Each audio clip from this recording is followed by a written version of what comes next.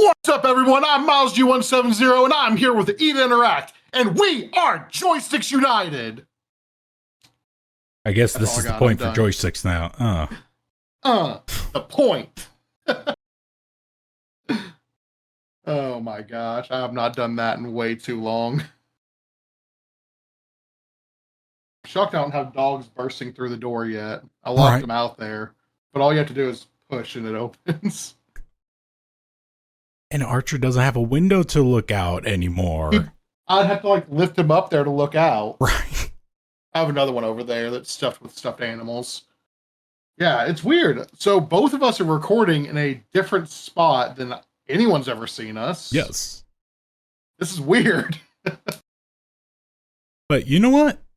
It's definitely good for you because you have a new beautiful home that you're living in. And I am in a completely different office. It's wonderful, though.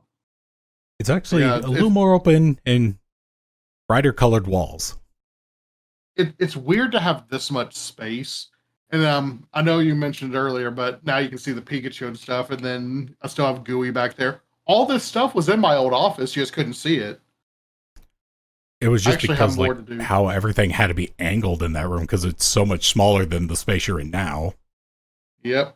And then I had Alistair in there, which he's upstairs on the second floor now. I mean, it's crazy. It's crazy. I feel like I was able to start laundry. It's on the other side of that wall. It's wonderful. You can see my saxophone sticking out. Yeah. I'm setting up a little music studio. So over there, I'm going to have a music studio, and eventually you guys will see it on camera because that's where the whiteboard is I'm going to use for some kind of academy. Oh, nice. That involves pocket monsters. I was like, funny enough, you see an acoustic bass that looks like it's coming out of the back of my neck and a little bit of a mandolin. Nice. And a piano, but the piano's not mine. The keyboard, I guess. I'm not allowed to play with that sword when he's around. Yeah, that is true. He's almost poked out my eye before, but then again, alcohol was involved. Funny enough, I don't think I'd had any. No, you were sober. Clumsy. You were very sober. I was not. I'm just clumsy. But yeah, so we have not done this in a while. I have Zeno and Coco planning a different segment episode. I don't know. I gotta talk to them a little bit more. Yes, I know they're both kind of planning their own stuff. I just don't know what's going to entail as time of this recording. Yes. So I would say Happy Memorial Day, but I always feel weird when people say Happy Memorial Day because it's not really a happy holiday. But we've kind of co-opted it to be more about cookouts and pool parties than honoring those that we're trying to remember. So however you celebrate Memorial Day, enjoy. Have a safe Memorial Day. Have a safe Memorial Day, yes, because I'm planning on releasing this Monday, so this should be out on Memorial Day. Oh. Someone might be cutting grass and be like, Joysticks? What? Wait a minute. You know, I can imagine our good friend Farha, who's one of the people that spoke to us about trying to start this back up. He's probably going to be playing with Lil Kennedy, going out, he's going to mow the grass, looks at Spotify, and he's like, wait a minute. Yeah, where'd this come from? Because really only a handful of people know right now that this is happening. If you're one of the people that happen to randomly stumble upon us, hi, we're back now. If you're one of our old listeners, hey, how's it going? We missed you. If you're new, you discovered us. We're two content creators. We have two more part of it. We're very goofy, and we tell a lot of jokes and go through a lot of news and opinions. Yes. I think it's important for us to get back to that. So I'm kind of excited. You know, it's nice that our comeback is you and me because it's how it started. It did start with us, and it definitely started to branch off, and then, you know, life just happens, and it kind of had to take a backseat for a little bit, but now that life is not being as lifey anymore, it's starting to come back to the front seat. Yep. And this is the first thing I've recorded with my new studio, at least somewhat revealed. It's not done, but because the soda rushes I was doing, I had my green screen. I love that. I'm telling you, this is my favorite thing I've done so far is the green screen. I can just pull. Yeah, I just love how it's just whoosh. Yep. Well, it's going to be really funny when I let the dogs in here and they start coming through the green screen and breaking through the universe. You can be like, oh, look, I'm in Green Hill Zone in Sonic. And then all of a sudden Archer just pokes through. I would like to play Sonic. What was that about Sonic? I would like to play Sonic on stream. Wasn't that your first game that you streamed was a Sonic game? Sonic Adventure. I did Sonic Adventure and it was horrible. I had no webcam. I had a headset mic that wasn't even as good as this one. I had nothing. It was just me talking and then Kim randomly giving her 2 cents from the bed because she was playing Pokemon Black at the time. God, so Pokemon Black. Yeah, Kim's a beast over there nuzlocking that game. That's a tough nuzlock. Yeah. I actually did my very first nuzlocke. It was Sword and Shield. That's a good one. It's tough. I remember I was trying to do that for a little bit. It's tough because you have the on-field encounters instead of the random encounters, yes. So it makes it a little bit more difficult. And then the wild area makes it a little bit difficult because what I was doing is breaking it up. Like after every gym, I could go back to a different part of the wild area. Yes. And go get another Pokemon. That's essentially how I did. I did a Soul Link with Xenostream. Wow. How'd that end up going? It went well. We only lost a couple of Pokemon along the way because it was a 3-way soul lock. Our rule was third. Goodness. I'm trying to remember what the exact rule was, because I know with the regular Soul Link, it's like you can't have the same first type. Yeah, typing in general, but I mean it's loose. You know, it's loose because it's your game. Yeah. It's your game. You're deciding what you want to do. So we just went with if one person happened to capture a Pokemon, it was locked out of everybody else to get that specific one. But if we both happened to run into that one as our first one, it was like null and void. Nobody could have that Mon now. Ooh, that's tough. So there was a few where I ran into a Pokemon. I was like, oh, okay, I'll add this to my team. And one of the other players came out, didn't realize how aggressive that Pokemon was to chase you down and got hit by it. And they're like, well, we just lost this one. And pretty much it locked out getting any Pokemon for that entire route was kind of the punishment. Is like, we couldn't be like, shrug, oh, well, I guess I'll go try to catch a different Mon on this route. No, we just locked it out for us. Who ended up with Drillbur? Xeno, actually. Hope I helped him. Hope I helped him. But I will say, I did not kill any of my Pokemon. Wow, that is impressive.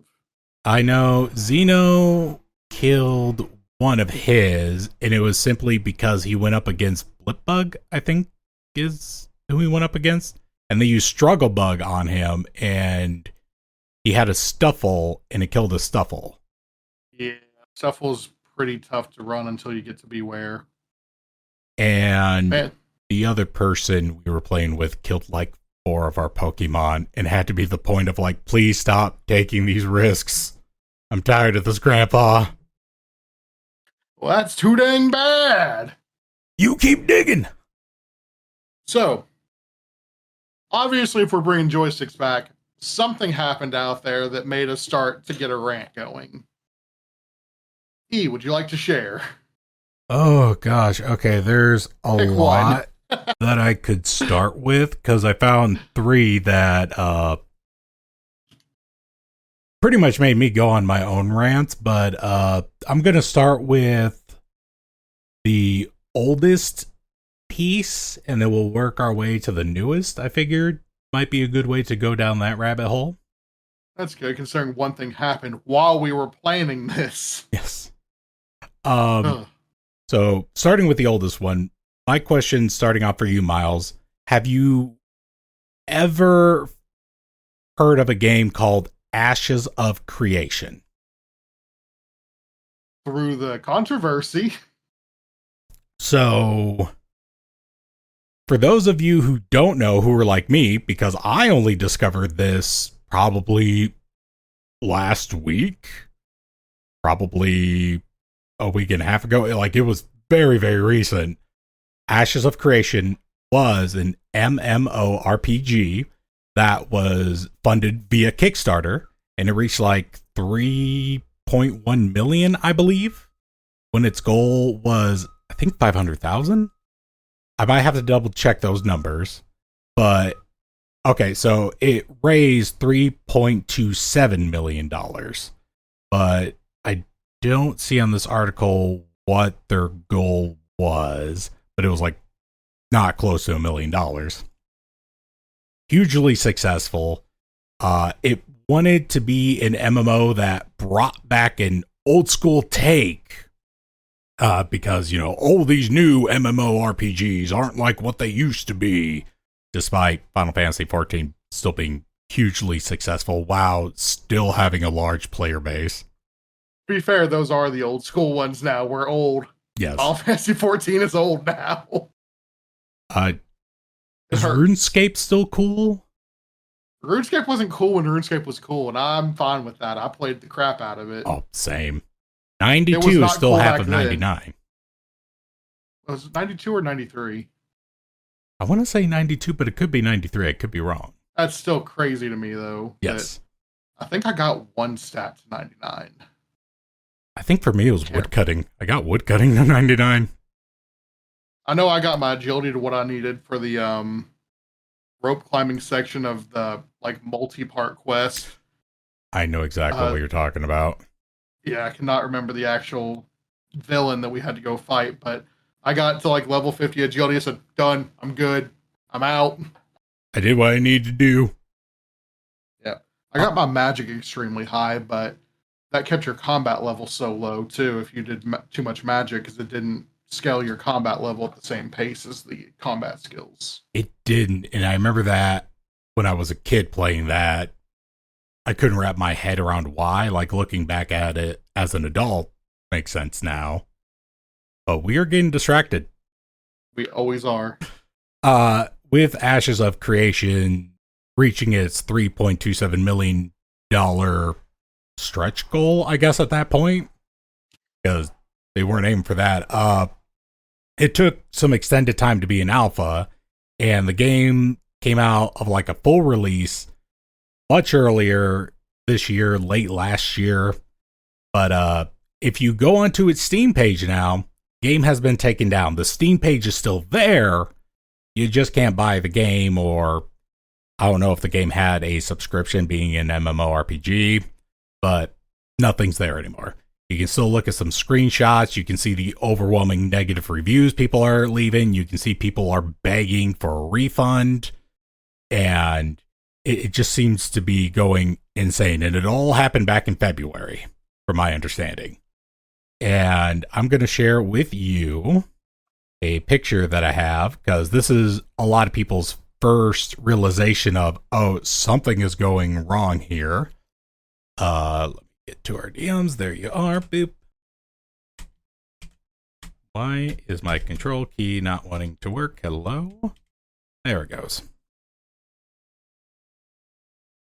So, the CEO, I believe is what his title was, of Intrepid Studios, who ended up making Ashes of Creation, shared this on Discord, which states, quote, I can make a limited statement in my personal capacity and not on behalf of the company regarding the situation. The situation being that the game is being taken down and that he was facing a lawsuit.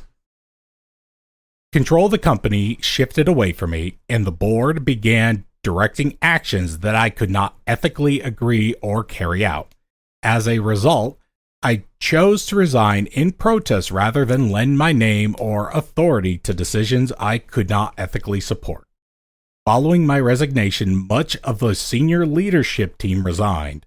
Following those departures, the board made the decision to issue WARN Act notices and proceeded with mass layoffs. I cannot responsibly speak to further details at this time due to ongoing legal and governance matters.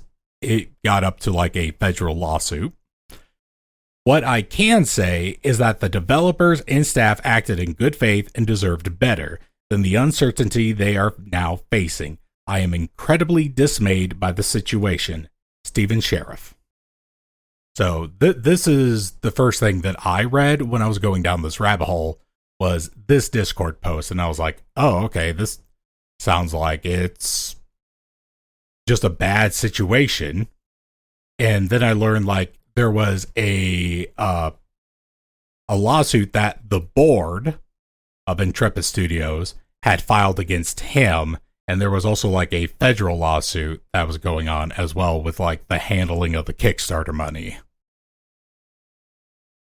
Reminds me a lot, and I know I'm kind of jumping the gun here a little bit, but it reminds me a lot of not the current Subnautica 2 drama, but Subnautica 2 drama from last year revolving around the release date of the game, where it was creator against board in that situation as well, where you had two conflicting stories coming out, and honestly, they all kind of sound crappy.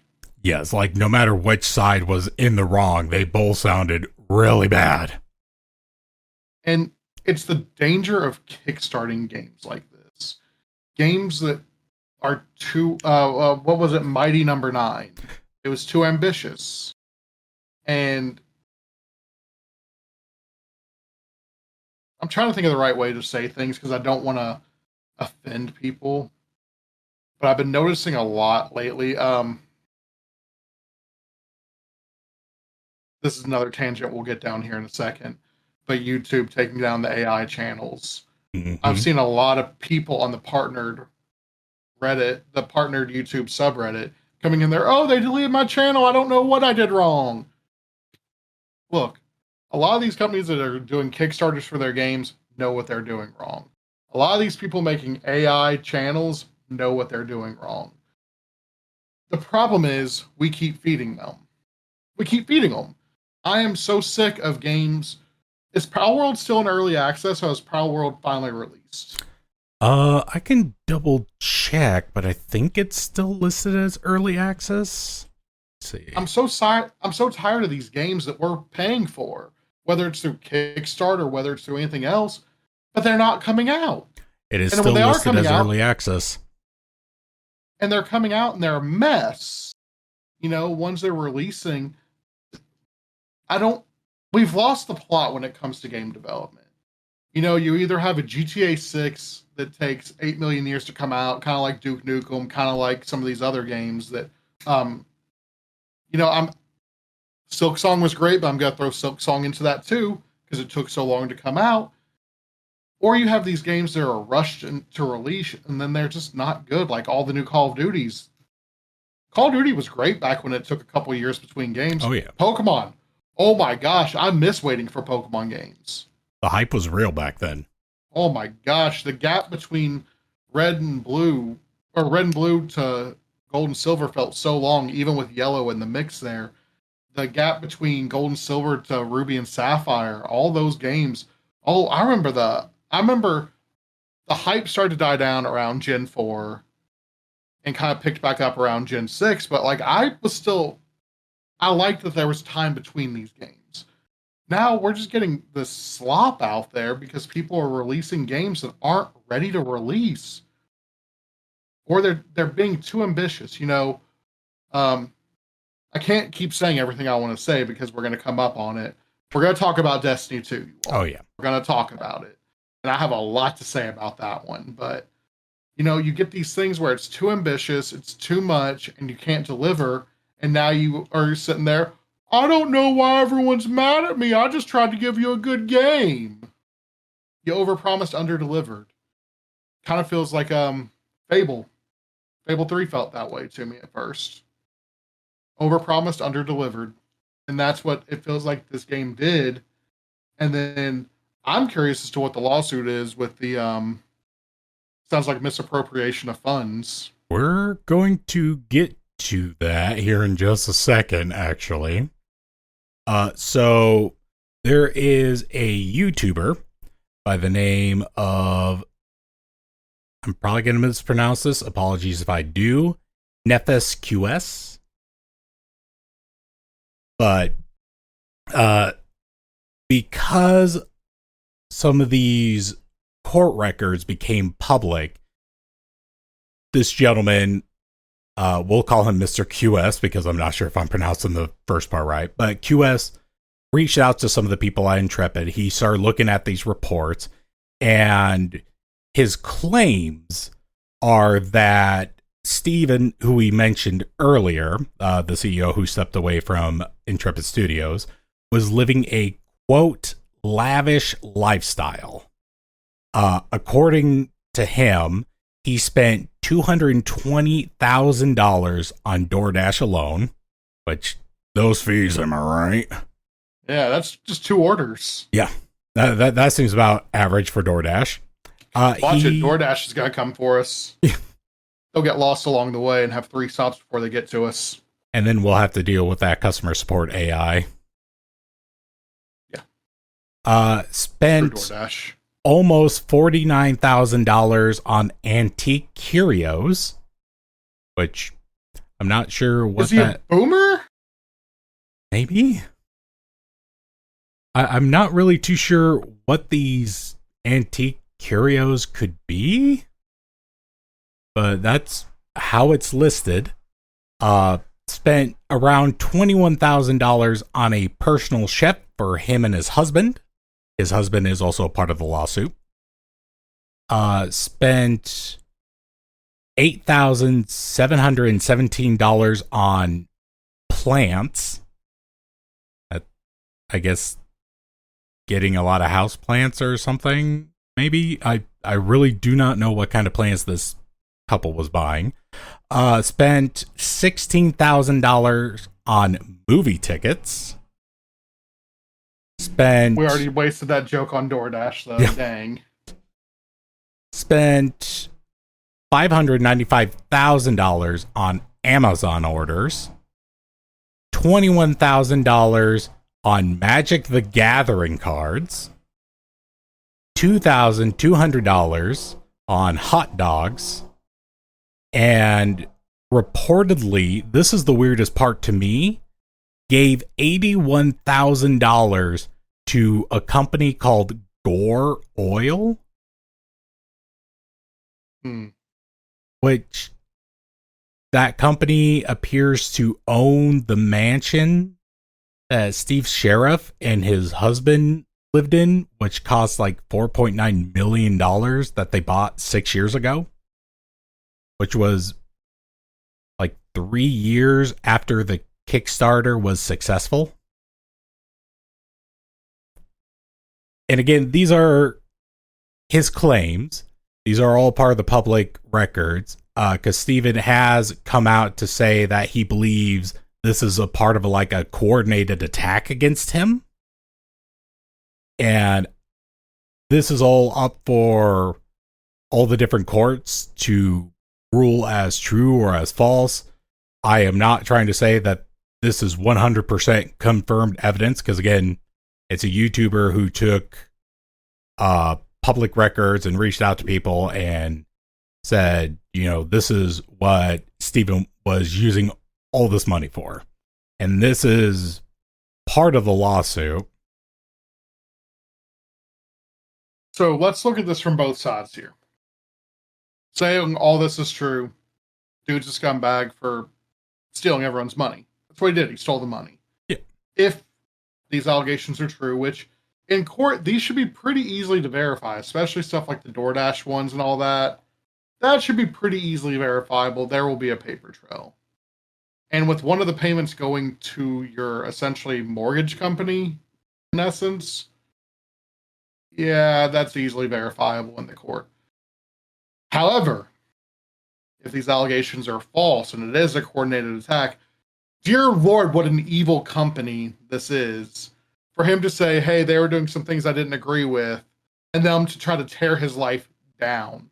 And it sounds like if it is false, half the stuff won't stick, but how bad's it going to bankrupt you while you're having to fight it with legal fees and things like that? Like, what a disgusting, disgusting situation we're starting with. And in the end, you know who really, really loses is the people that believed in and bought into what this game was going to do. Because you know, to raise that much money, there were people dropping thousands, if not hundreds of thousands of dollars into this game, hoping to reclaim what they thought they had back with EverQuest and stuff like that.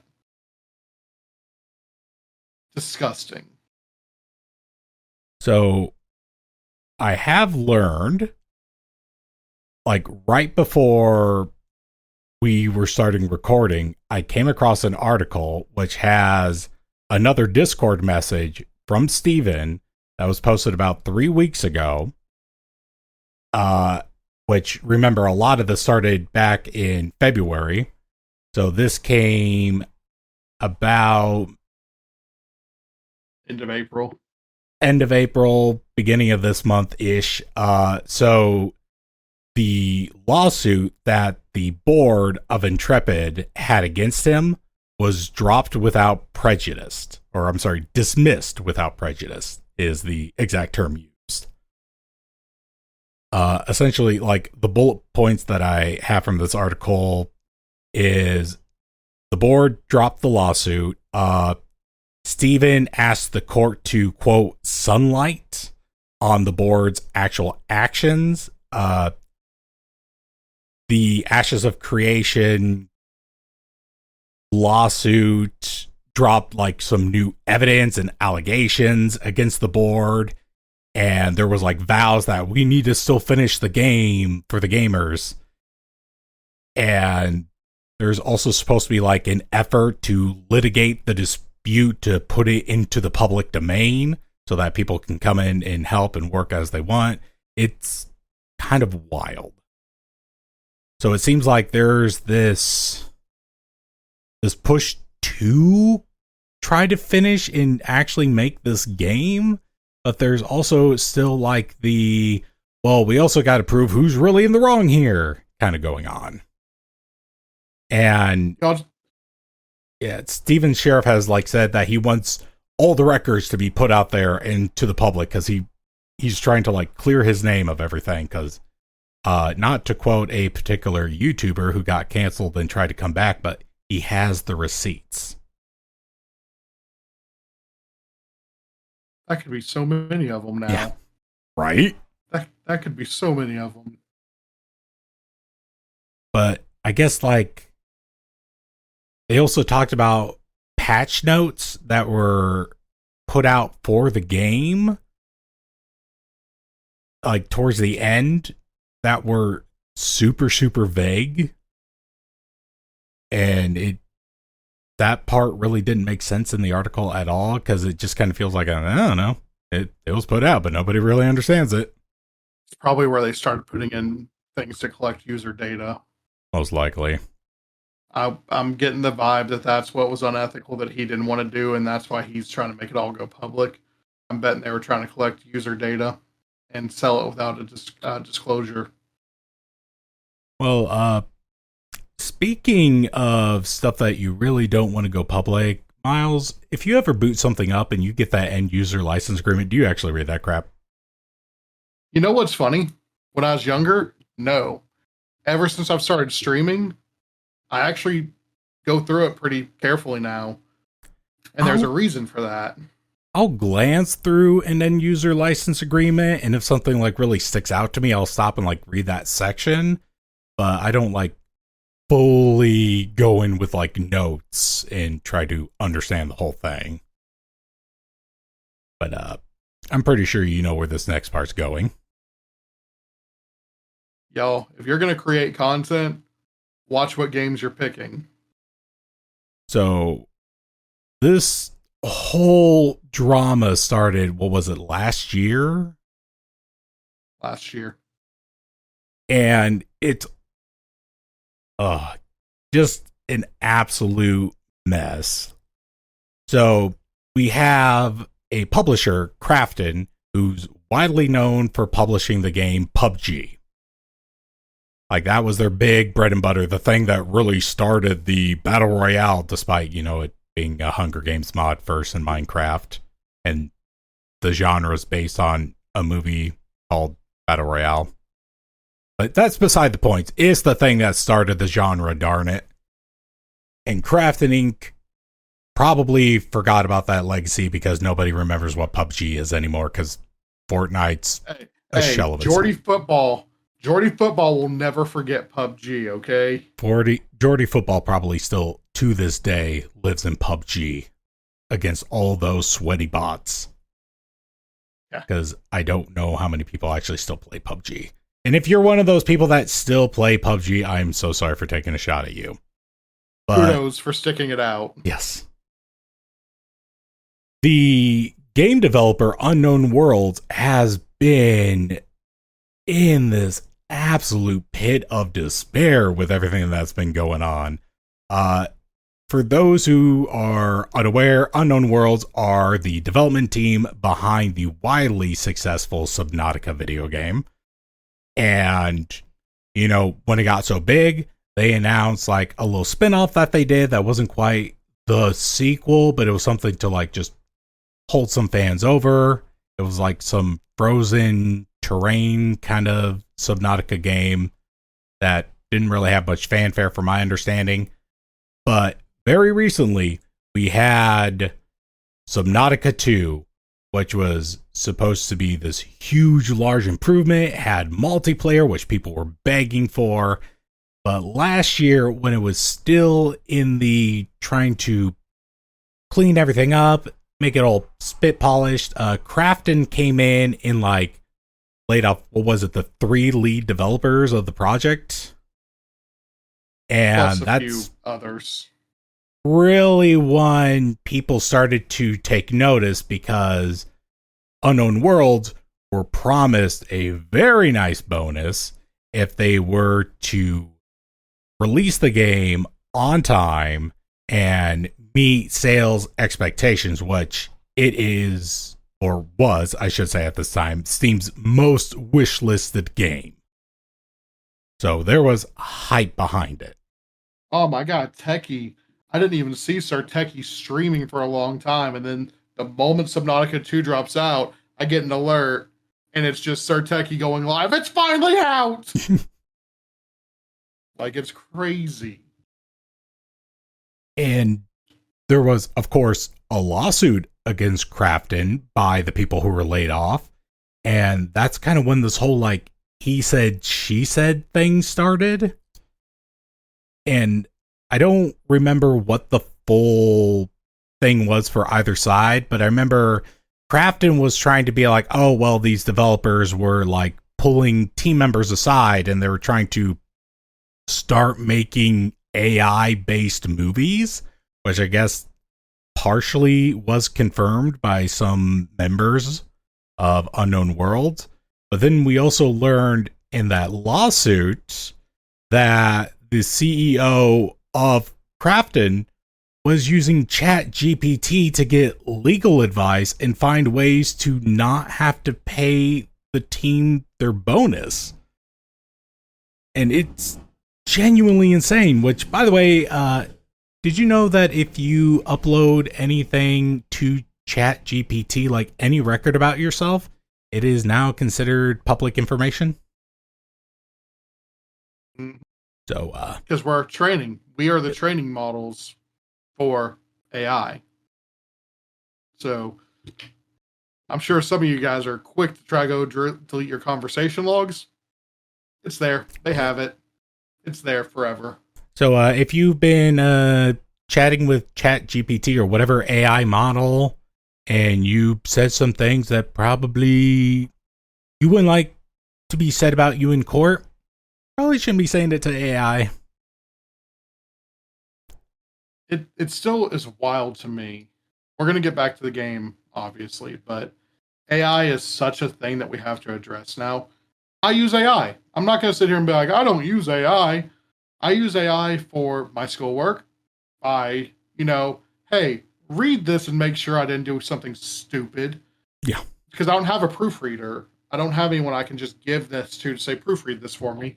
So I throw it through AI, and it's like, hey, did you mean to say and twice? No, I didn't. Thank you, AI. AI is fine if you are using it for the correct purposes. I was talking to Adam yesterday. If y'all don't know Adam, he did my channel art. He did E's old channel art. Yep. He's done a lot of stuff. He did Coco's. And did he do Gameboat? He did, yes. He did Gameboat.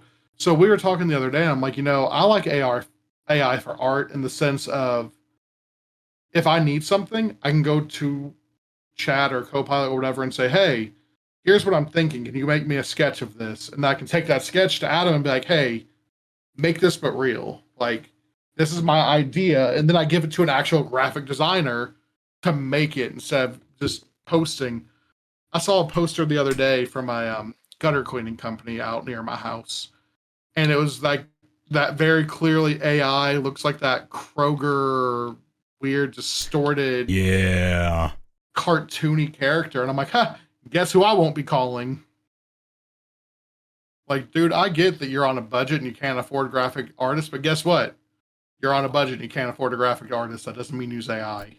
Like, go on to Canvas and just like make your own little font thing for free. Like, granted, I know Canvas is also trying to push an AI helper, but like, if you can't afford it, go a cheap route and just make it your own thing. Don't tell a computer to do it. Also, if you believe you're an AI artist, you're not an artist. You're technically an art director, but even then, you're not a very good art director because you didn't make the art. Something else did. You're just making the changes by telling it what to do. It's something I'm sure Coco will have more about to say, but like all the people entering the field saying that they have experience coding and their experience coding is asking ChatGPT to generate a code for them. I can't even get it on my freaking discussion boards for school. I've told my professors every class I'm not responding to AI responses. Yeah. Like I'm not talking to a bot. And all of them have been like, okay, well tell us what your problem is. I don't want to respond to AI. Yeah. And they've all been cool with it, but like, no, I'm not responding to your bot. Like the whole AI thing is just such an absolute headache in every facet of light right now. And go on. Oh no, I don't even know where to go from there other than just like it's dumb. Well, we're going to come back to AI here in a minute because I have a prompt for E about AI. All right. So we'll come back to it. But going back to Subnautica 2, there's more drama on top of that. Oh, there is. The game came out, widely successful sales. People started playing it. One of the biggest complaints that I heard is they took away your knife. You can't really fight the fish anymore, or really like no genocide, no fish genocide. But that's not really the drama. The drama is some of the people actually read the end user license agreement that Crafton wants you to click on, and you can't read the end user license agreement unless you buy the game, which I'm not buying the game, so I haven't read it, but other people have kind of put out a little nice Cliff Notes version, which, I don't know, am I showing my age with Cliff Notes? Is Cliff Notes still a thing? I saw some for sale at half price books. All right, so I'll take it as it's still around. People probably know what Cliff Notes are. And it's crazy, and it's understandable why people are getting heated about this end user license agreement. Because the very first thing that you see is you get a license to the game. You did not buy the game. You basically are renting the game. And you can hold on to it for as long as Crafton thinks that you're allowed to hold on to it. And they can take that away without any warning, according to their end user license agreement. You also can't publish any recordings, screenshots, or even stream the game with some kind of disclaimer that it's not been supported by Crafton Incorporated. And I guess we don't have to put up a disclaimer because this is mainly verbal unless somewhere around us has been edited Subnautica 2 footage. We did not agree to the end user license agreement. Oh, that is We're true. Not liable to it, and I will not agree to it. You also... Okay. Go on. You can't use a VPN while you're playing the game. You cannot stream it on paid platforms, which I'm assuming probably means something like Patreon or what's the thing YouTube has where you can stream just to your members? Just members only. Oh, members only. And what were some other weird things that I read in this? Oh, you can't exploit bugs. You're not allowed to exploit any bugs in this game, an early access game. Which, there's bound to be. You also can't mod the game. You're not allowed to mod the game. Meanwhile, Bethesda's over here, hold my beer! Right. What do you mean? Actually, it's don't more like hold my bugs? beer because it's all jank. They're like... The guy's arms twisted upside down, holding a beer upright, though. And somehow his waist is going through the wall. He's entirely clipped through. While you're riding a horse straight up a vertical cliff. But there was one part for me that kind of bothered me. And it's specifically a line that said, you are not allowed to take actions that go against social norms.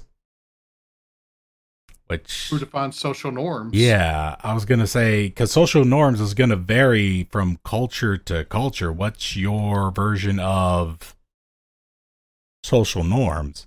Oh, also, you can't name anything... Party... Oh, sorry, go ahead. Oh, I was going to say social norms are going to vary from political party to political party. Big time. Look, if I want to kiss the homies, I'm going to kiss the homies. Oh, ain't nothing stopping me from kissing the homies. All right, go on with your next thought. You can't have any indecent nicknames that have, quote, negative associations. I don't know if that means I can't play if I had the game and I called myself Death Killer or something. Is that a negative association? Or would that be positive because I'm killing death? Death is a natural force, not a good or a bad guy. Yeah. I had this conversation with Adam the other day that I don't like death being portrayed as a villain. It's kind of funny. Just topical. So, okay. Subnautica's success is owed very, very highly to Twitch and YouTube and streamers. Yes. Very highly. No, it's a game where you crash land in an ocean world and try to survive. That's broad strokes. That's the premise. I've played it. It's way cooler than that, but that's the premise. Yeah. That's not a game most people are going to just pick up and buy. But you watch a streamer running it from one of the Leviathans, or you watch them crafting, fish into these air pockets and stuff. It's pretty cool. And I've seen more and more companies, developers go anti-Twitch, anti-YouTube, anti-content creators. Some are probably right for doing it, some are wrong. But in general, gaming doesn't exist without your gamers. And I can't tell you the last time I saw a commercial for anything but Nintendo or Call of Duty on TV. And people don't watch stuff with ads anymore. Nope. They ad block YouTube even though they're not supposed to. They buy the ad-free versions of all the streaming services. You're not advertising the same way to people anymore. You're advertising through free advertising with your game. Oh my gosh. You're not having to pay a penny to have, freaking Markiplier play FNAF. Oh my, or Jacksepticeye or any of that. That's free advertising. That's free. Marketing people. Go to your CEO who is telling you not to allow stuff on social media and just shake them until their brain falls out because it's free marketing. You can't pay for marketing this good for someone to be playing a game, post clips of it, and if it's a big creator, copycats taking the clips and making them into YouTube shorts and TikTok shorts and posting them by the thousands. You're getting millions of eyes on your product for free, and you're going to put out a predatory license agreement. Are you kidding me? Okay. Disney Dreamlight Valley. I understand the end user license agreement on there because you have a lot of copyrights to play with that aren't all necessarily Disney's. Oh, yeah. Same with Fortnite. You have a lot of different companies you're working around. I get that. I understand that. I understand, I know E doesn't like this. Nintendo, Sony, Microsoft all having it for their consoles of, hey, don't mod our consoles. Don't do it because that's their proprietary hardware and their proprietary software. I get that more. But like if Nintendo came out tomorrow and said, "Hey Miles, you can't stream Mario Maker anymore." The heck I can't. I guess I'm going to find a new game then. And I'm not going to buy more of that product. Like any interest I had in Subnautica 2 died with that because I'm not buying it to play for myself personal. I'd be buying it to play for you all. And if I can't play it for you all safely, it's what happened with that freaking Avengers game. Man, I loved that game. It was so much fun playing it. I had a blast recording that. And then half of its copyright hit as soon as I post it. Where's the fun? Where's the point? Lego Star Wars, same issue. You can't even use half the music in the game, so that defeats half the purpose. It's just, y'all are about to get your first one of the new season. Developers, be better. Just be better. Remember why you want to make games. I've been digging so much into the Golden Circle for the past several years, and that's really taking effect in my life now. People don't buy what you do, they buy why you do it. Why did you start making games? Like, okay, the previous conversation we had about the Ashes game, they did crappy things, but their why was to make an old school MMORPG to relive that joy. It sounds like the developers of Subnautica were making the game because they wanted to make a game for people to enjoy. CEOs come in and decide, oh, well, I just want to make more money from this. Screw you all. Screw that and screw your private equity firms. Sorry, I'm good. It's all good. I'm good. I am 100% on board with what you're saying. And it's just, I believe that a lot of the developers, the ones who are actually sitting at a desk, designing the things, trying to create the codes, I believe those people, their best interest at heart is, I want to make this art form that's going to be enjoyable. And then it's the people who are much higher up on the food chain of things, they just want more money. They do not care, and they will try to find any way to legally screw over the consumer just to get more money. Like, I'm pretty sure a lot of the things that's in Subnautica 2's end user license agreement wouldn't even be applicable under California law. Like a lot of that stuff. I don't think it is. But yeah, like it's just ridiculous that it's not just this game that feels like this is happening with. I feel like I see all kinds of different deals where creators are having to stop playing a game they're enjoying because they're getting hit with mass copyright strikes. But it's free advertising. It's free. What are you smoking? And to hop on that a little bit, I know it happened years ago, but I have like a faint memory of Nintendo kind of having beef with YouTubers, like recording content of Nintendo properties. I don't remember what the full picture was, but I figured you're probably more in the know about that. So part of it was was YouTubers playing modified Nintendo games, or very clearly using emulated games like ROMs without owning the physical game. Nintendo has made it next to impossible to play certain games currently. Like, I can't play the original Power Rangers game from the Super Nintendo anymore. I have a Super Nintendo, I have that game. It doesn't hook up to modern TVs that way. Like, it just doesn't work. And they have not released a version of it since. Now, I still own the game, so technically I'm allowed to have a ROM copy, but if I went out to go find that game now, yeah, right. Like, I'd be able to find it. And if I could find it, I wouldn't be able to afford it.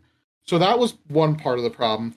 There was also the issue where they were pulling or mass copyright striking people playing Nintendo music in their videos or just having straight up Nintendo music on YouTube. And everyone was like, oh, well, they've let us get away with this for years. Why are they taking it away now? Because they're releasing the Nintendo Music app. And it came out like right after. So they were like, you know what? No, you have to listen to it on our app. So we can sell your data, not Google. Yes. Because that's all it was, because it's free.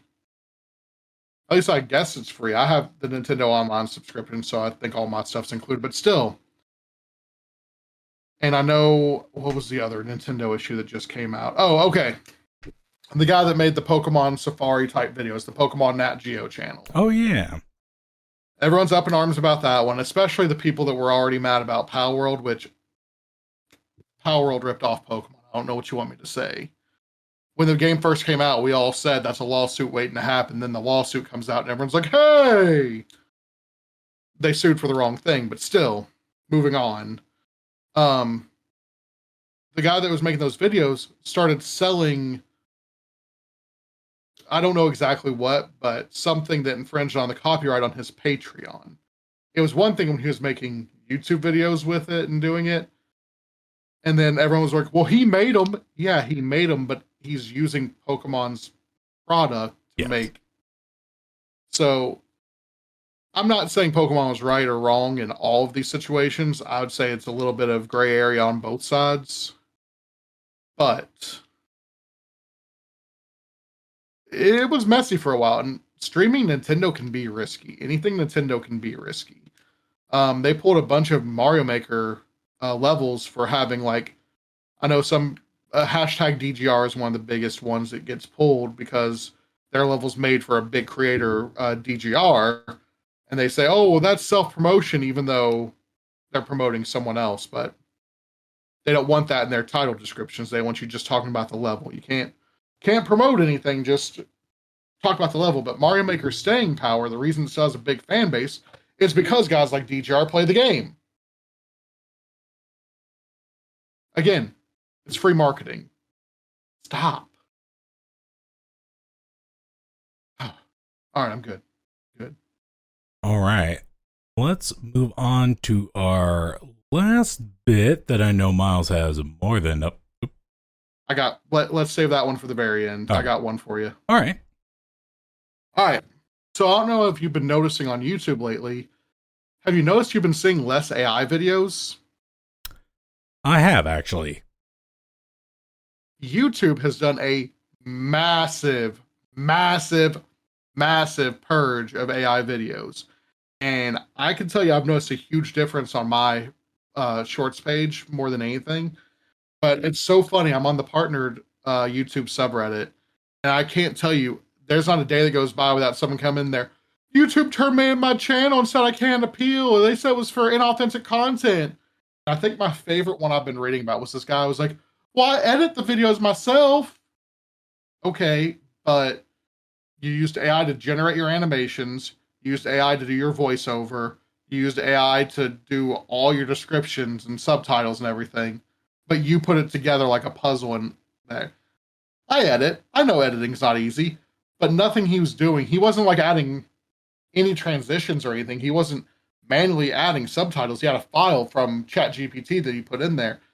And then goes on to cry about how we're just haters. And it's so funny. One of them, I think he had 6 YouTube channels all get terminated. It's like, why you need 6 YouTube channels, buddy? Yeah. So it's people that were circumventing the rules, and I think it's beautiful. I love it. Now, I'm sure there are some people that got hit by it that shouldn't have gotten hit with it, but that there is an appeals process. It's just lengthy. But I'd say every one of the ones I've seen on that subreddit that come in and complain, we go look at their channel and you knew what you were doing. Oh, 100%. You knew what you were doing. Yeah, they're the same as the AI artists going in there complaining, well, I had to put it all together. Cool. Why don't you reach out to someone making content that needs an editor and work for them instead of, I hate to say it this way. Okay, I can't draw. I always have great ideas for what I'd want to draw. I can't draw. I have to outsource my drawing if I want to have something drawn. I'm sorry. Not everybody is made for Twitch or YouTube or TikTok. I'm not made for TikTok. I tried. TikTok was not my platform. Not everybody's made for it. I'm sorry, if you can't make your own content, it's probably not for you. And it's sad, but I mean, like, that's any job you look to get in the future. Not everybody can look at a string of numbers and understand coding.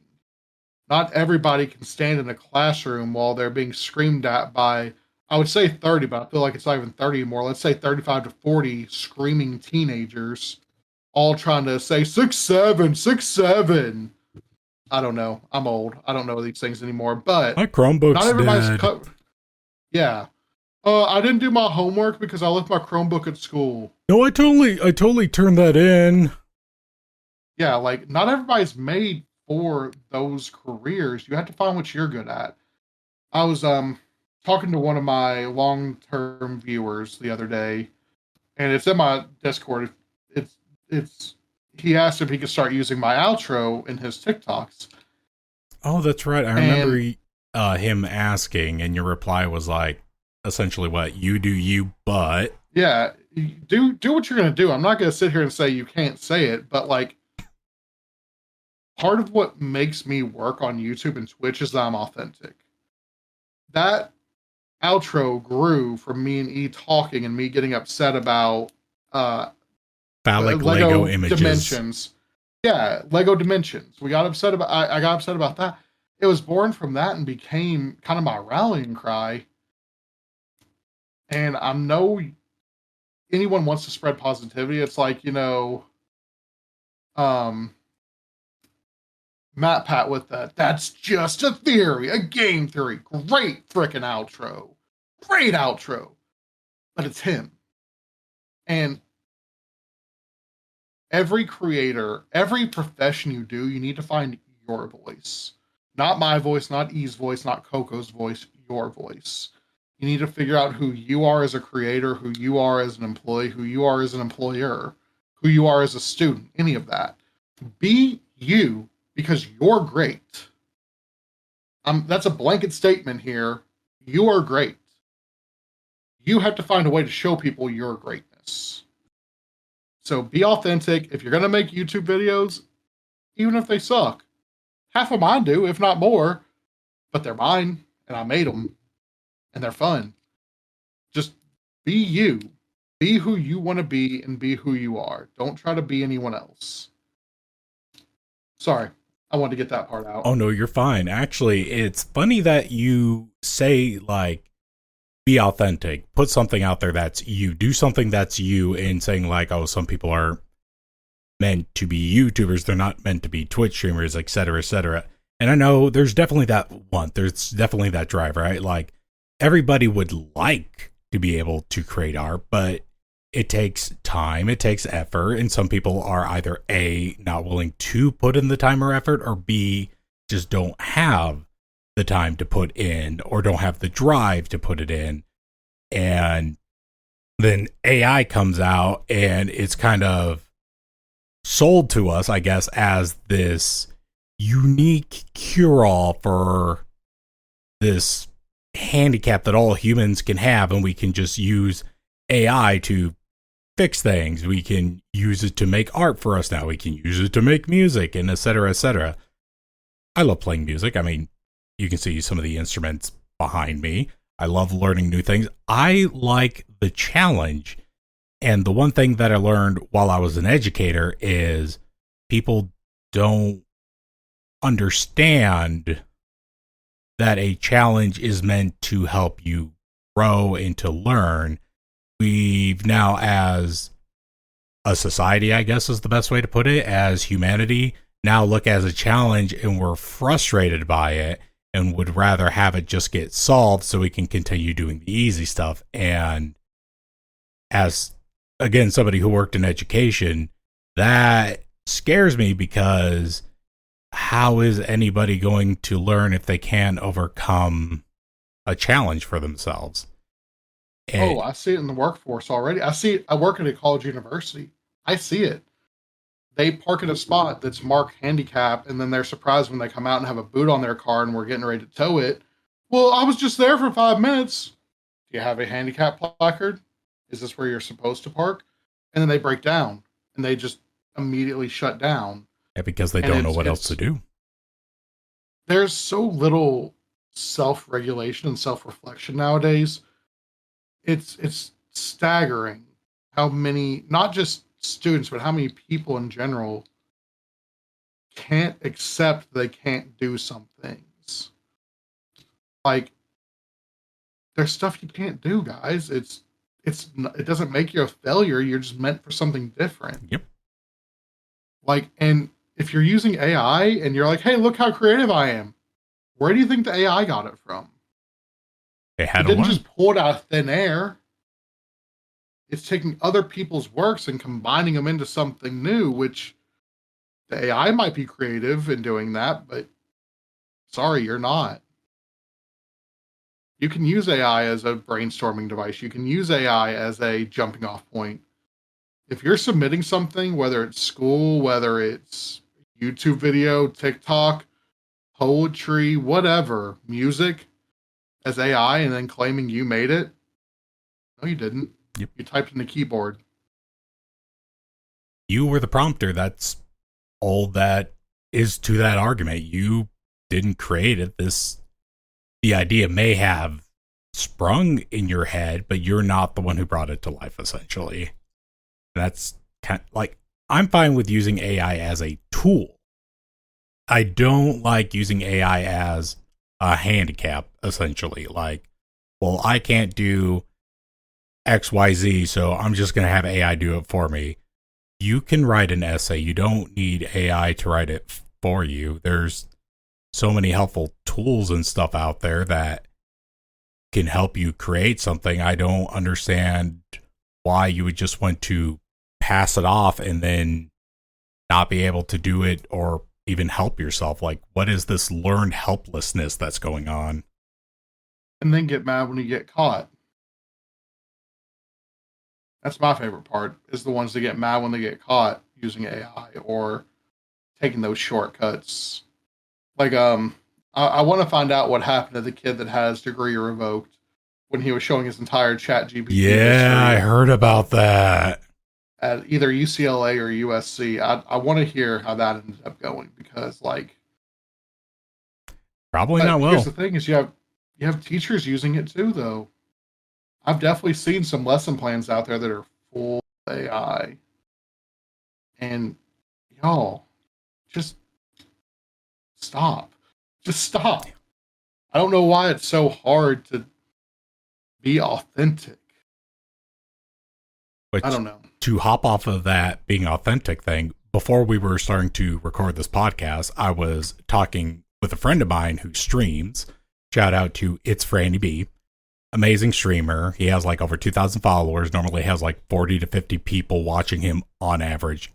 Great guy. Glad to have made friends with him because he's kind of helped me reboot my streaming career, even though it's not EtoInteract, but still.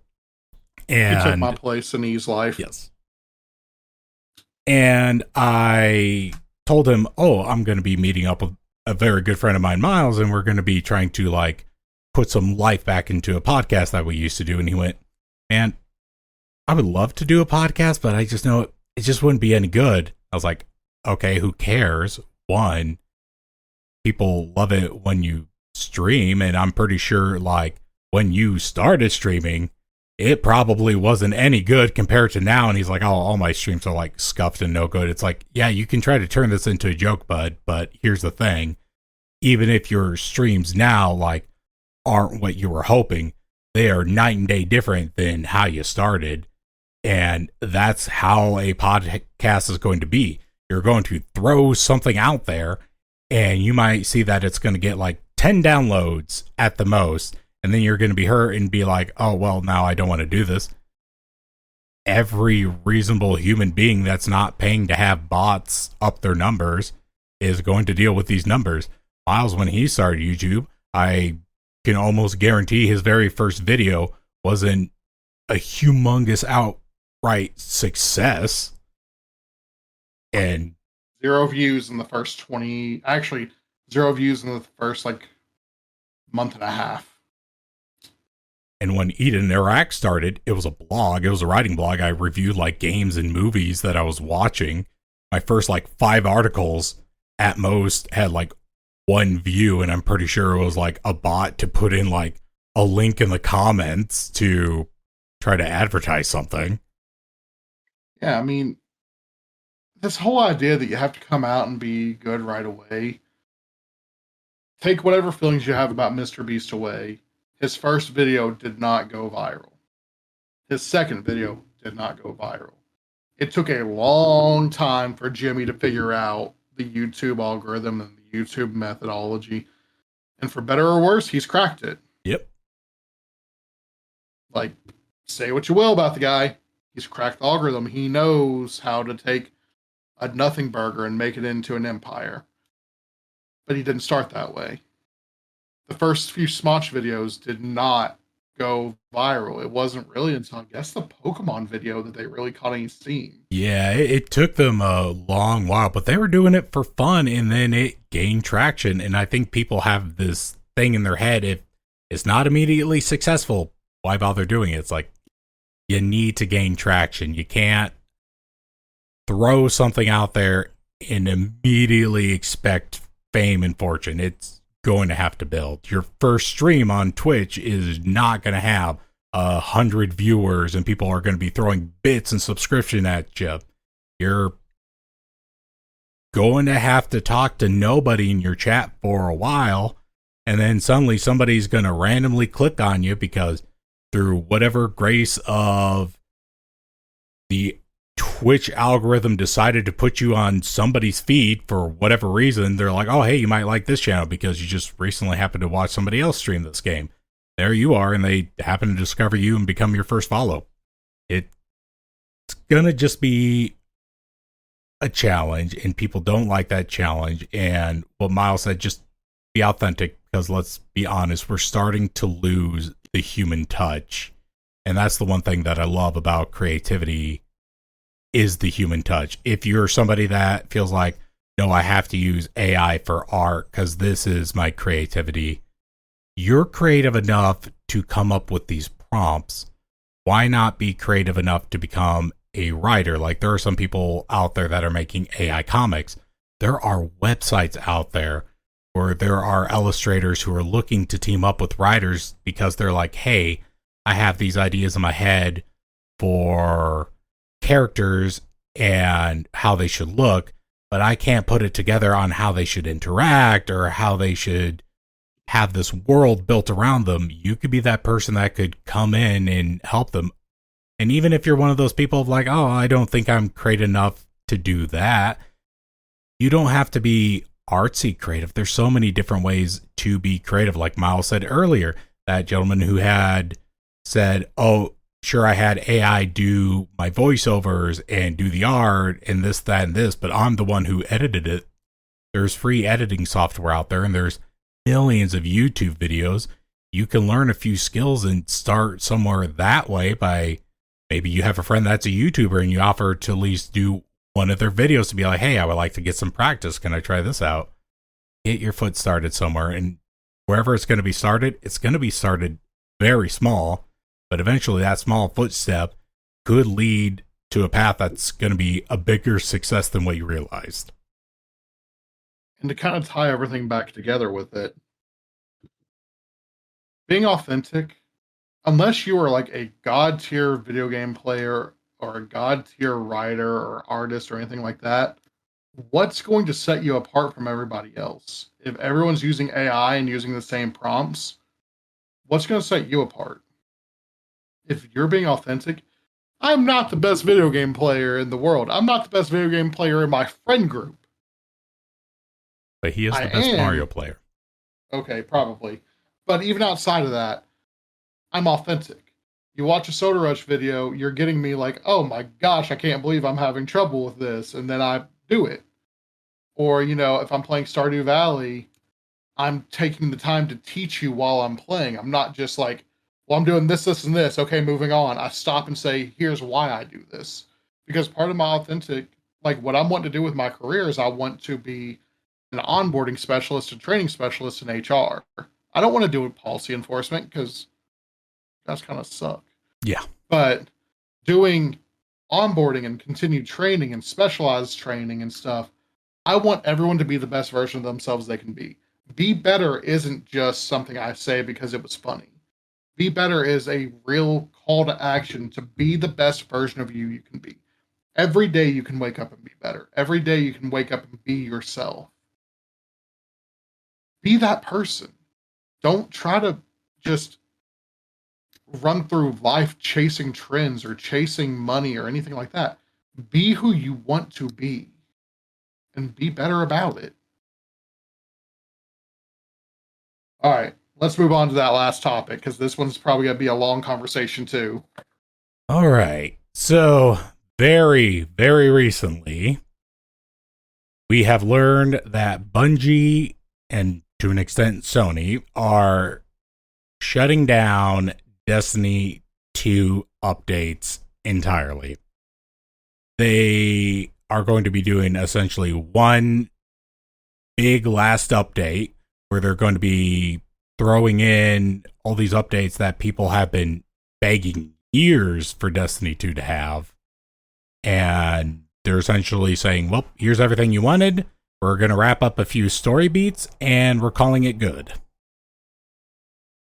And with no plans for Destiny 3.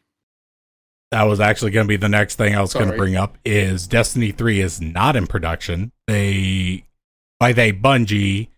in their, I forget, what did they used to call their updates? TWAD or TWIP, something like that? It's been a while, man. It's been a while. This week in Destiny or this week at Bungie, something like that. I think it was this week at Destiny.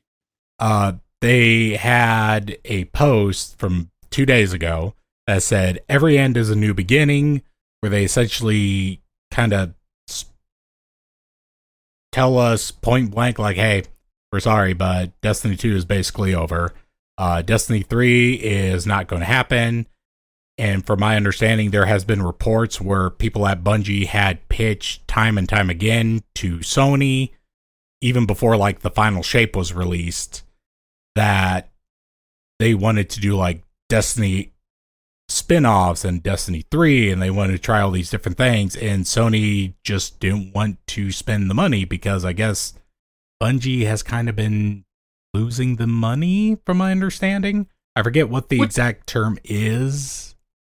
That's crazy considering the other day they had 180,000 live players. Like, it's not a dead game. It's not. It's still very much live and thriving, but it feels like ever since Sony bought them, the only thing Bungie has done is try to gut itself in order to save money, and the more it guts itself, the more it's hurting Bungie than any of their games, really.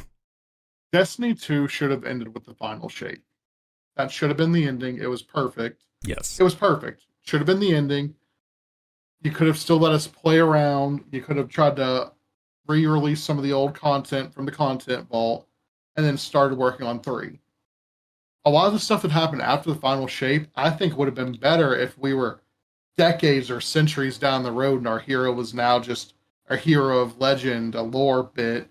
We have a new Guardian trio leading the 3 groups, and then we're into Destiny 3 territory. Right. You know, you've already killed off one major character. Unfortunately, we've lost the voice actor of another. I'm not hating on Keith David because I love Keith David, but it was different. But you should have wrapped the story there, let their stories end, and let's move on. Because, like, I stopped playing after the final shape. But we have a friend group that plays pretty actively, or was playing pretty actively, and they had a canon Star Wars crossover. Yeah, which was weird. Our friend Matt was trying to explain that to me, and it just seemed really bizarre. Yeah, I kind of tuned it out because it's not what I was playing Destiny for. Like, the Halo one at least made sense. Yeah. Because Bungie, you could make that one work. But, like, we had a good ending, and you all decided it wasn't time to end it yet. And I guess now we know why, was because they didn't want the production to finally die off. Yeah. But I mean, Destiny 2's been out for a long time. It had to end at some point. I just hate how it was just okay, bye. Deal. It's kind of sad to me because, like, now knowing that they were trying to keep Destiny alive as a project, and after reading everything that I've seen about the decisions to shut down Destiny 2, it looks like one of the big reasons was to try to move resources over to Marathon, which is an extraction shooter, from my understanding, that's entering its second season. It's a game I'll never play. Yeah, I have no interest in playing it myself. I don't care for extraction shooters to begin with. And is I that guess what Helldivers was? Not really. It was like a PvE extraction game, but this extraction shooter was more exactly? PvP. What is an extraction shooter? I don't know that I'm familiar with this term. So extraction shooter is essentially you are dropped in a map. You are trying to go through said map, kill other players if you happen to come across them, take as much loot as you can, find the extraction point, and leave. And sometimes there are AI enemies on said map. You might have some missions that you have to do, like collect certain resources, but it's a weird mix of PvP and PvE. That's weird. Yeah, that's the best way I can possibly explain it. That's weird. Okay, if it's your game, good for you, but I have no interest in playing that game. If there was a good update to Destiny, I would have come back to Destiny. But oh, yeah. In a heartbeat. I'll probably check this one out in June with the boys, because our friend group kind of came together over Destiny. Like, our group is called the Original Guardians for a reason. Like, Matman's server exists because of Destiny. Yes. And dear Lord, I did not expect that thing to blow up that much when he made it. Very surprisingly, that kind of became the public Discord for a lot of things. It was, well, because we lost Ascension. Yes. Just, we lost Ascension, so we had to go somewhere. But no, it's crazy to me that this, you just look at Bungie and you look at Halo 1, 2, 3. They were there all the way through ODST, right? Yeah, they were there through ODST. Yes. I don't think they did 4. I think that's when 343 or whatever took over. Yes. But like, you look at that, you look at Destiny 1 and 2, and Bungie knew how to make some games. But what part of that team still exists? And I feel bad for the ones that are still there, because I'm not saying they're not good at it, but like, you probably had some of the best video game shooter minds working on these games, it sounds like. And when you don't have support from your top, what are you going to do? And it's kind of funny that you're asking, like, how many people are left in this, because there's roughly 800 people in the company right now.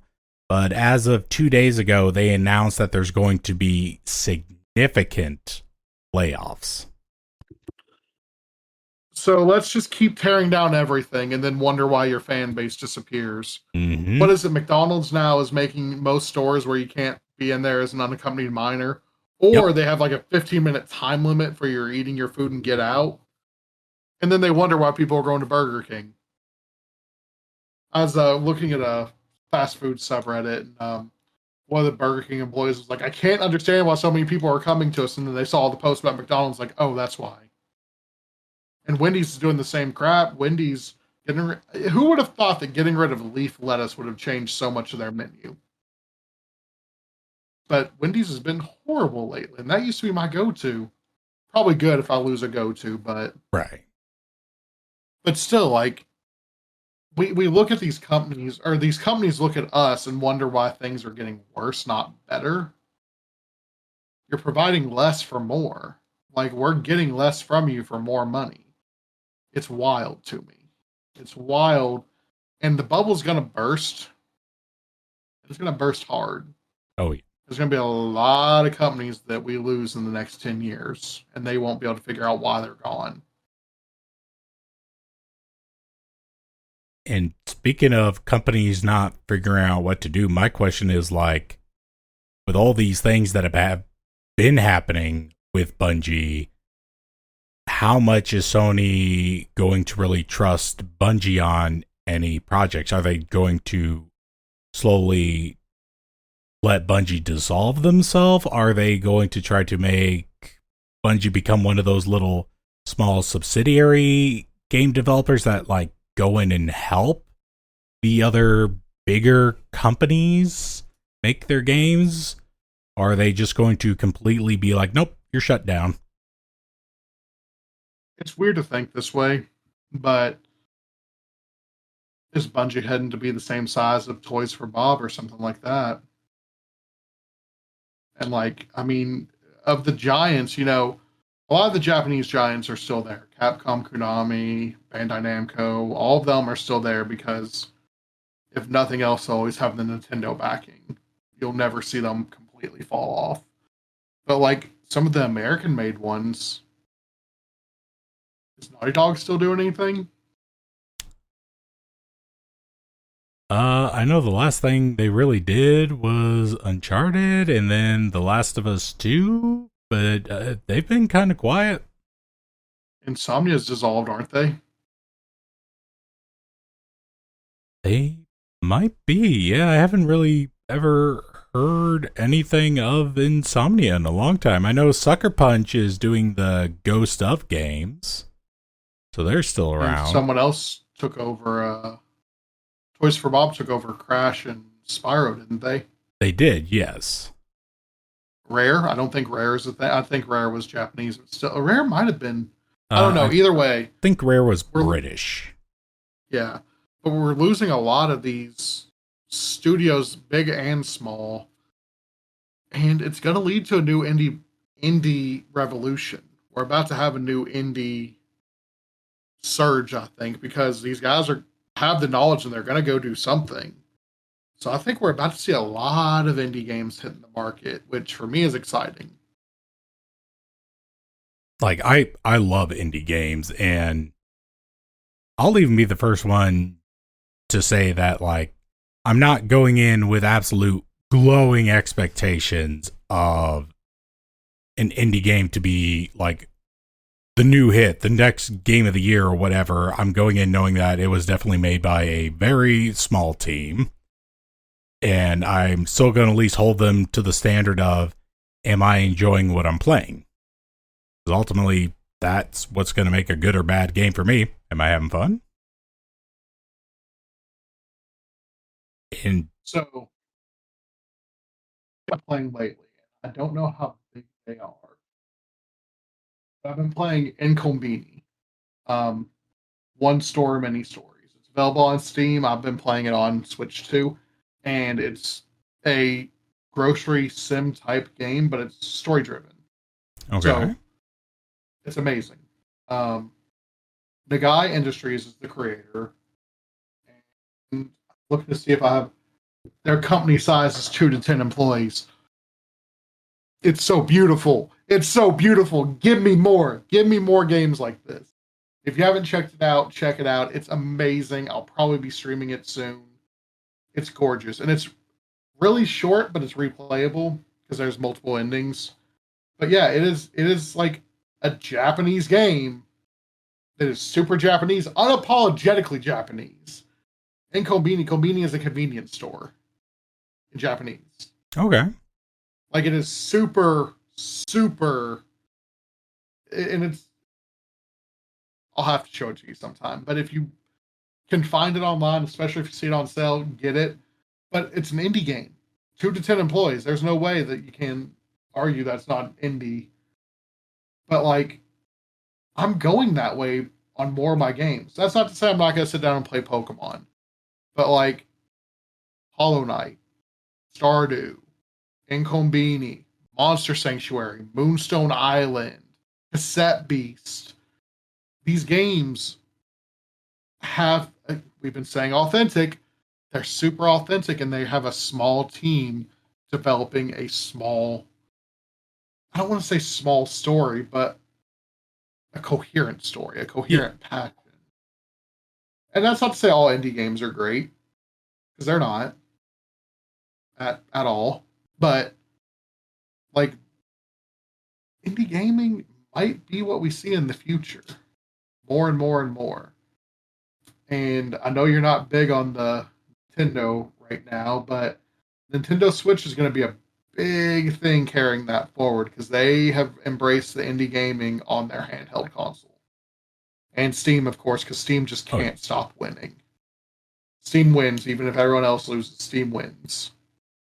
I detect no lies in that statement, because I feel like Steam can sneeze and somehow make money out of it. And we'll praise them for it. Yep. We will praise them for sneezing. Like, everyone else is going down Route A, and Steam's like, we're going to go back a new path down B or C or D. If one of those doesn't work, we'll figure it out. Like, yeah, even if we don't like the path that we're going down, we'll find some other way. It's a journey. And Steam just keeps making better calls that I hope the others follow up on. I'm excited the new Microsoft CEO, the new Xbox CEO is like, hey, we're going to make a console again. Because, and didn't they lower the Game Pass back down a little bit? They did, yes. She's been doing a really good job at saving Xbox's reputation as of late. Because I canceled my Xbox Game Pass when they raised that price. I was like, okay, I'm done. Yeah. I haven't gotten it back yet. That's why I wasn't sure if the price went down, but they keep making some good moves. I'll look at Xbox again. I still have no desire for a PS5, especially with the price increase. Oh, yeah. What am I going to play on it? Probably not much, let's be honest. I don't know if there's any... Let's see. What are PS5 exclusives besides Astro Boy? And even that's not enough to make me... Even with my, passion for platforming... Marvel Spider-Man 2, Astro Boy, do like platformers, but that's not enough to sell me on a console. Demon Souls. I mean, Demon Souls is alright. Ratchet and Clank Rift Apart. I wasn't a huge Ratchet and Clank fan to begin with. I don't hate them, but... And then Ghost of Yotei. Which I've heard is good. But none of these are games that are going to make me buy the console. Right. I know for some people this wasn't a selling point. There was a 0% chance I wasn't going to buy a Switch 2. There was a 0% chance. Let's just all be open and honest about that. But for me, and not for E, because E, this is not game sellers for him. But for me, Mario Kart World and Donkey Kong Bonanza were selling points for me. And I love both of them. And I don't regret that decision at all. And all the upgrades I've gotten on there, for me, it's been great. For E, it wouldn't have been worth it to get the Switch 2. And I can say that. But for me, it was. But I don't think there's been that big... Somehow, Pacopia seems like it's going to be the console seller for the Switch 2 right now, which is... I loved it. I can't say I didn't love it. But, I'm still waiting for that big game that gets everybody excited to start seeing those sales really happening. Oh, yeah. It's going to be a new Smash or a new Zelda or a new Mario. It's one of those three.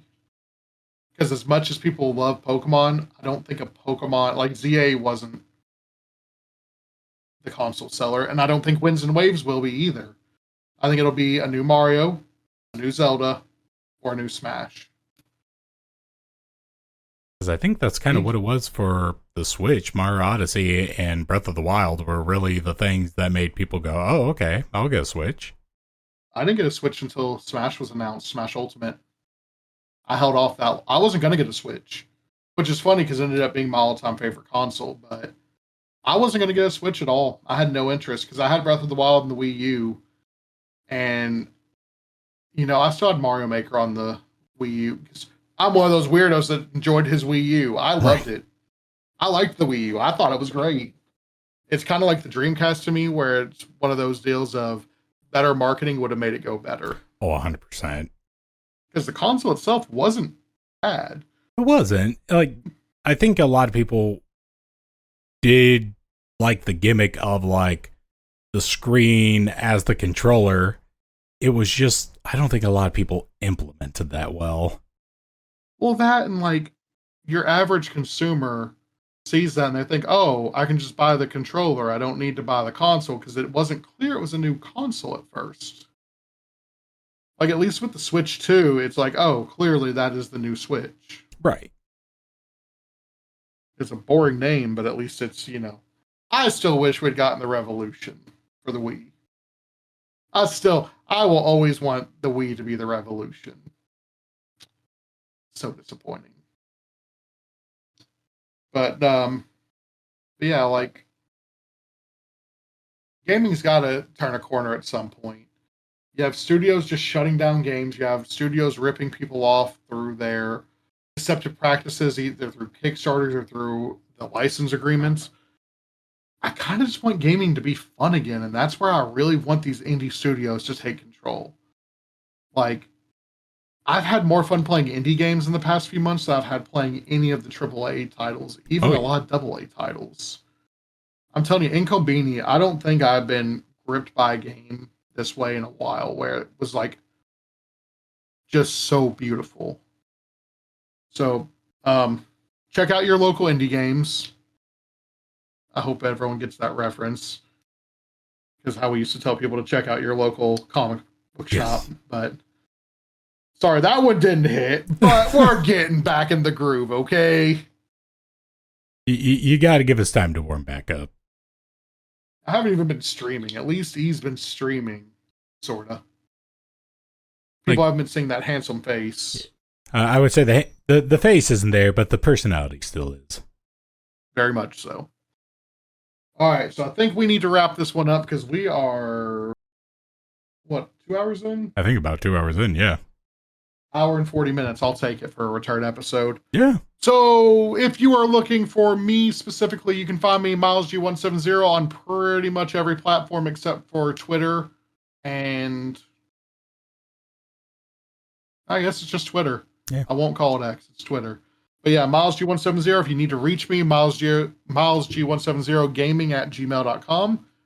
You tell them where all they can find you, because I don't know what you're willing to throw out there yet. I guess for right now, you can find me in the chats of anything MilesG170 related, and here at Joysticks United. All right, so we're going to head on out. We hope you guys have a great rest of your day. I am not going to say my normal outro, because that is not Joysticks anymore. We were toying with the idea of saying millennial gamers in a Gen Z world, but we're going to workshop a new outro. Until then, y'all have a great rest of your week.